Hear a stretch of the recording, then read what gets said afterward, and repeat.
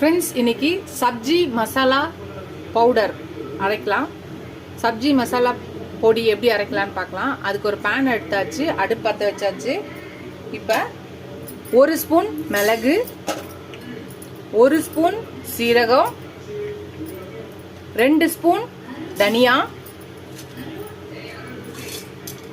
பட்டை, லவங்கம், பட்டை ஒரு 2 துண்டு, லவங்கம் ஒரு 5-6, அப்புறம் கருப்பு ஏலக்கான்றது ஒரு 2. இதை ஃபர்ஸ்ட் நல்லா வறுத்துக்கலாம். வாசனை வர வரையும் கலர் மாறட்டும்.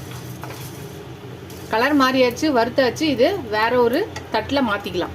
அடுத்தது ஒரு 2 டேபிள் ஸ்பூன் வெள்ளை எள்ளு, இதையும் வறுத்து எடுத்துக்கலாம். கலர் மாறுற வரையும் வாசனை வந்து கலர் மாறட்டும். எள்ளு வறுத்தாச்சு. இப்போ இதையும் எடுத்து ஒரு பிளேட்ல போட்டுக்கலாம். இப்போ 2 டேபிள் ஸ்பூன் உடைச்ச கடலை, 2 டேபிள் ஸ்பூன் வேர்க்கடலை, இதையும் வறுத்துக்கலாம். உடைச்ச கடலை வேர்க்கடலை 2 வறுத்த வச்சு இதையும் ஒரு பிளேட்ல போட்டுக்கலாம்.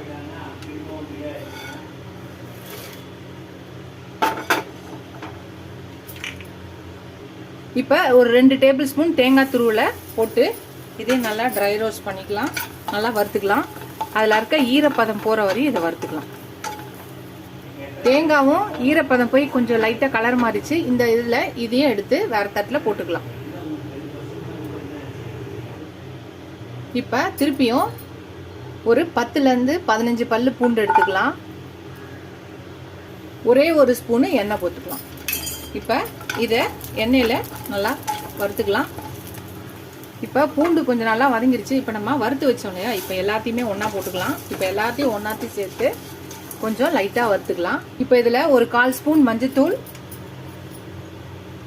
2 ஸ்பூன் ரெட் சில்லி பவுடர், 1/4 ஸ்பூனுக்கு கம்மியான பெருங்காய பவுடர், பெருங்காயத்தூள். இப்போ எல்லாத்தையும் சேர்த்து லைட்டாக மிக்ஸ் பண்ணிக்கலாம்.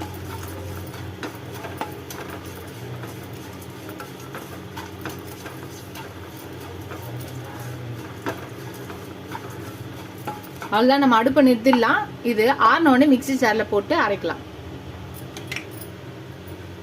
இப்போ 1 ஸ்பூன் சால்ட் போட்டுக்கலாம். போட்டுட்டு இப்போ இதையும் சேர்த்து நல்லா மிக்ஸ் பண்ணிக்கலாம். அடுப்பை நிறுத்தியாச்சு. இது ஆறினோடனே நம்ம மிக்சி ஜாரில் போட்டு நல்லா அரைச்சி எடுத்துகிட்டு வந்தால் நம்மளோட சப்ஜி மசாலா பவுடர் ரெடி ஆகிடும். பார்க்கலாம்.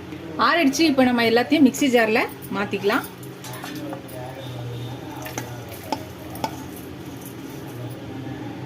இது நல்லா இப்போ பவுடரை அரைச்சி எடுத்துகிட்டு வந்துடலாம். அவ்வளோதான் ஃப்ரெண்ட்ஸ், நம்மளோட சப்ஜி மசாலா பவுடர் ரெடி ஆயிடுச்சு. பாருங்கள், நீங்கள் சப்ஜி செய்யும்போது இந்த பவுடரை போட்டாலே போதும், வேறு எதுவுமே போட வேண்டிய தேவையில்லை. நீங்களும் இந்த சப்ஜி மசாலா ரெசிபியை ட்ரை பண்ணி பாருங்கள். இந்த பவுடரை அரைச்சிட்டு எப்படி இருக்குன்னு சொல்லுங்கள். இந்த வீடியோ உங்களுக்கு பிடிச்சிருந்துச்சுன்னா லைக் பண்ணுங்கள். ஃபஸ்ட் டைம் என் சேனலை பார்க்குறவங்க சப்ஸ்கிரைப் பண்ணிட்டு பாருங்கள். ஃபுல் வீடியோ பாருங்கள். உங்கள் ஃப்ரெண்ட்ஸ்க்கு இந்த சேனலை ஷேர் பண்ணி சப்ஸ்கிரைப் பண்ண சொல்லுங்கள். Keep supporting my channel, keep வாட்சிங் மை ஃபுல் வீடியோஸ். நீங்கள் எவ்வளோக்கு சப்ஸ்கிரைப் பண்ணி லைக் பண்ணி கமெண்ட் பண்ணுறீங்களோ அவ்வளோக்கு என்கரேஜிங்காக இருக்கும், சப்போர்ட்டிங்காக இருக்கும். புது புது ரெசிபிஸோட ஹெல்ப்ஃபுல்லாக இருக்கும். இதோட அடுத்த வீடியோவில் அடுத்த ரெசிபியில் பார்க்கலாம். Tata, bye bye friends.